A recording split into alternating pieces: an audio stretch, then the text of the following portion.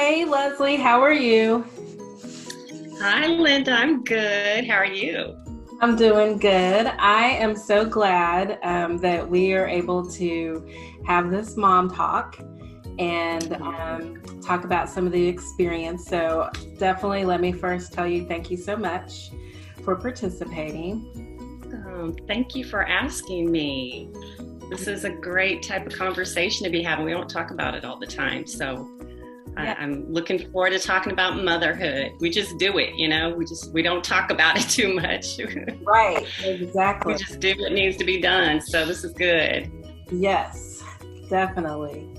And so I kind of just, just to our listeners so that they know a little bit of backdrop. I know that you have definitely been able to be home. You have two sons. Let's, kind of start with there. And you've been able to spend time with them.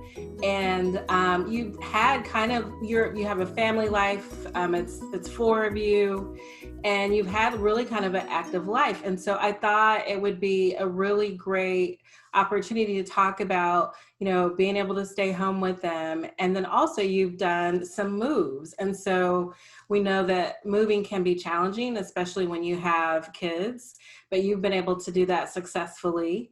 And you've got some pretty healthy boys. And so, um, however you want to start, kind of just talking about that, what has worked for you and or what have been some challenges that you've been able to move transition for it to be the right way for you and your family?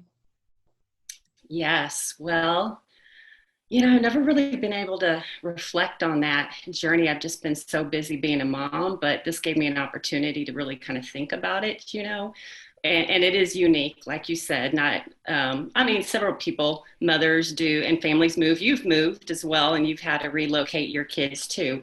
I've just happened to do that about three times. So I don't know if I'm a pro at it, but I do the best that I could at the time. And I'm a person who likes to, well, I haven't always been super future oriented and planning as just my regular MO, but being a mom has definitely changed some things about me. I mean, I do feel like I am, people are dependent on me, these little people, and I have to make sure that all the ducks are in a row if we're going to move somewhere that it's already disruptive as it is. And so, what can I do? What's in my power to try to make this as successful, as possible? So, yes, I have two boys. I have a 17-year-old. He's going to graduate this year.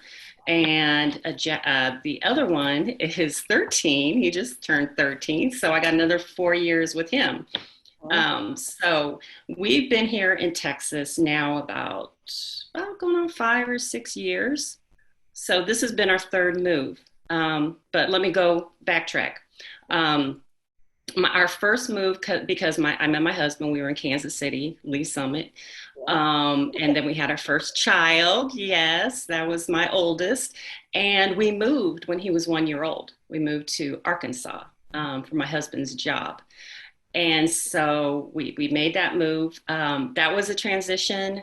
A lot of moms might be able to relate that, when you move somewhere where you don't have family support or friends and you've got a new child, it's even more, of a load. You're still trying to learn mommyhood, like or motherhood, Mhm. and then trying to just navigate through this move. So my goal was not to jump immediately into a job, but really make sure we got settled. We were kind of in a transition period where we were renting until we could get a home. So that's hard to all do at the same time. So I stayed with my young son for a little bit and got a chance to look at several daycares. And then I actually went to work when he was probably about 1.5. I felt comfortable at one daycare, but as it turned out, I had a great, great place to work. They were very family oriented, very flexible.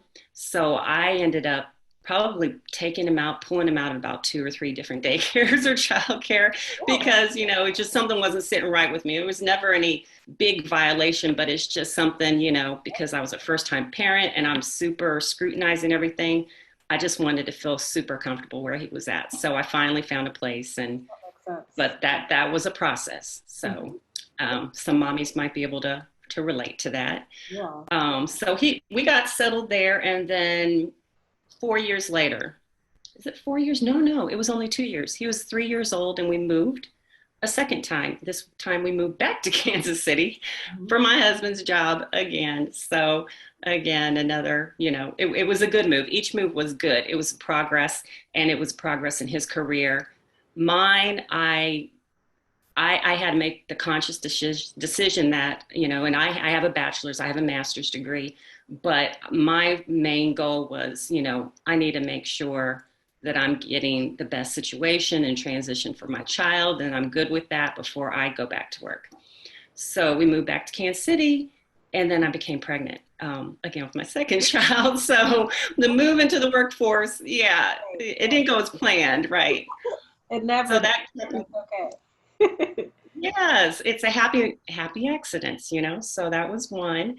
So we got my second son, and this was in 2007. I'm dating myself, but so 2008 was when he was born.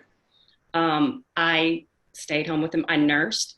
I have great respect for women who nurse and work. I was able to stay home with him and nurse, but some moms are doing that and working too, and I applaud that. With my second son, I after his birth, he was probably about a year and a half, and then I went back to work.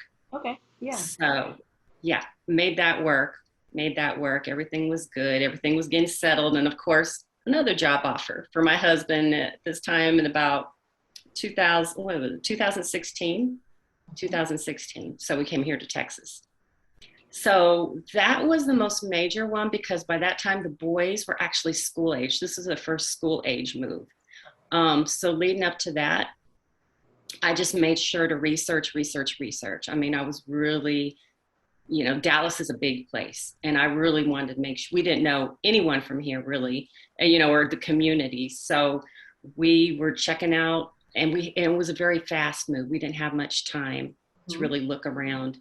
So I just did the best research I could on schools, and God was watching out for us because we found a community that was very nurturing for them, a place where they were really able to develop into their full selves and get some friends, find their interests and things like that. So I'm very, very happy about that. Yeah. And I just actually, as of 3 months ago, got back into the workforce, working from home. Yes, after being at home with them for, oh gosh, 11 years. Yeah. 11 years. Mm-hmm. It's just a blur. Mm-hmm. So, It moves so fast. You're exactly right. right. So that's just kind of the chronology of it. It's a balancing act for sure. Mm-hmm. Since I've been working from home, it's still a balancing act. Yeah. You think they're older and, they have a lot more independence, but there's still some things, that I would like to go to have better or to be better. But this is good for me too. I mean, I'm just kind of slowly working myself into the workforce, doing this work from home, but I'm looking to really progress more into it, get some other job positions as well, but I'm just kind of getting started. So pray for me. Definitely. But you're professional women. You've been balancing it all. You've been amazing too. Well, but working from home it's working with your kids at home is the same thing.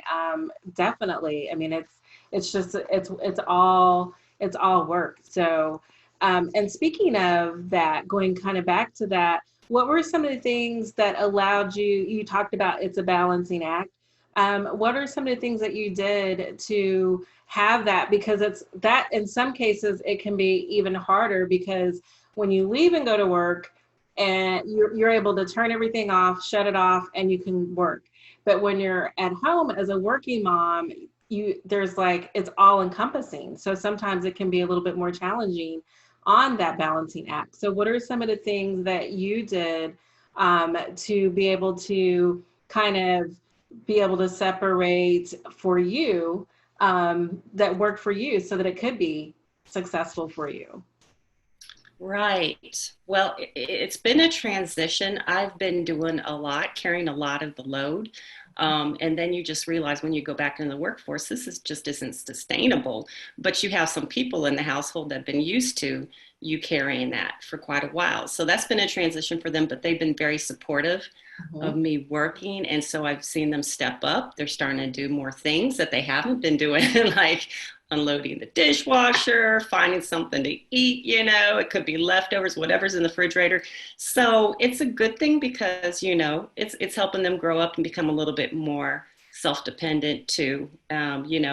The world's not going to fall apart if they don't have a home cooked meal in 3 days in a row, which has been very common. That's Just been kind of like whatever you find, and it's okay. I think sometimes as moms, we put a lot of pressure on ourselves that mommyhood or motherness needs to look a certain way.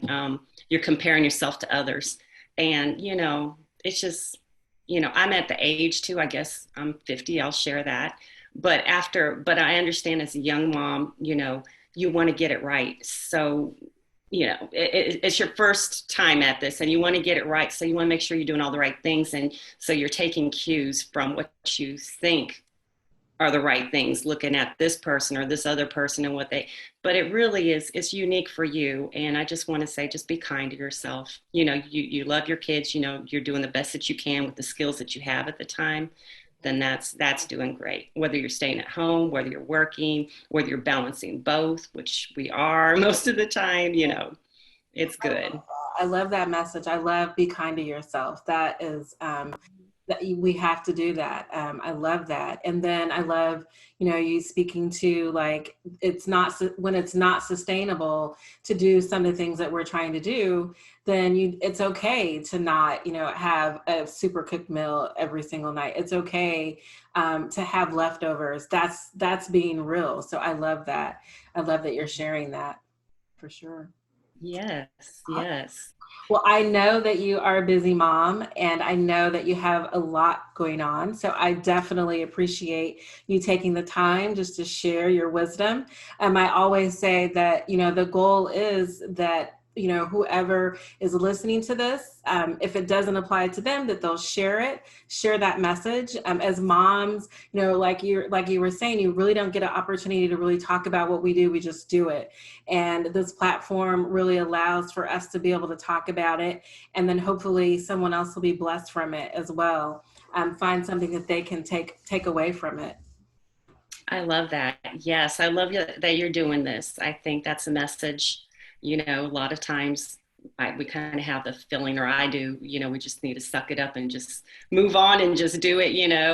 And I don't think we're crying about it when we talk about the realities of what momminess is or motherhood and the joys and the pains. It's just, letting people know they're not out there alone with it. And it's okay just to be the best mom that you can and not be so hard on yourself. So yes, thank you. Thank you for doing this. You are so welcome. Well, thank you so much. And I appreciate it and appreciate you. Appreciate you too, Linda. Thank you. Thank you.